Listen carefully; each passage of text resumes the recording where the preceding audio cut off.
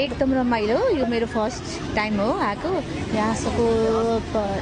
पार्टिसिपेन्टहरूलाई देखेर यहाँ यसको माहौल हेरेर एकदम रमाइलो लागिरहेछ हजुर जस्तै अब अहिले अब तपाईँ होइन व्हिल चेयरमा बस्नु भएको छ होइन अब कति मान्छेहरूले चाहिँ अब यसरी म त यस्तो छु केही गर्न सक्दिनँ यसरी बाहिर छु भन्ने पनि फिल भइरहेको हुन्छ नि त तपाईँ चाहिँ अब यसरी बाहिर यति मजाले खुलेर यति राम्रै फेरि होइन यस्तो मजाले आउनु भएको छ होइन यसरी यो शक्ति चाहिँ हजुरले कहाँबाट प्राप्त गर्नुभयो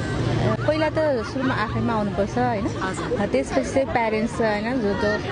मेरो प्यारेन्ट्सहरूले मलाई एकदम धेरै अपलिफ्टमेन्ट गर्नलाई एकदम हेल्प गर्नुभएको छ उहाँहरूले नै गर्दाखेरि म यहाँ आइपुगेको हो हजुर अनि यो व्हिल चेयरमा बस्यो भने केही गर्न सकिन्छ भन्ने उयो गर्नको निम्ति चाहिँ खासमा के गर्नुपर्ने रहेछ आफूले आफ्नो थ्रुबाट तपाईँ जस्तै अरू पनि हुनुहुन्छ नि त उहाँहरूको लागि तपाईँबाट अलिकति जाँच्न अलिकति मोटिभेसन हजुर हजुर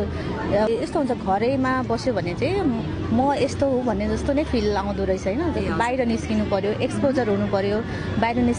निस्केपछि बिस्तारै बिस्तारै कन्फिडेन्स बढ्दै जान्छ अनि पछि त एज युजलै भइहाल्छ यो उहाँहरू जस्तै हामी पनि हो किन भने यस्तो टाइम आफै अटोमेटिक आउँछ है त्यही भएर घरैमा चाहिँ बस्नु भएन बाहिर चाहिँ निस्किनु पर्यो यस्तो एक्सपोजर हुनु पर्यो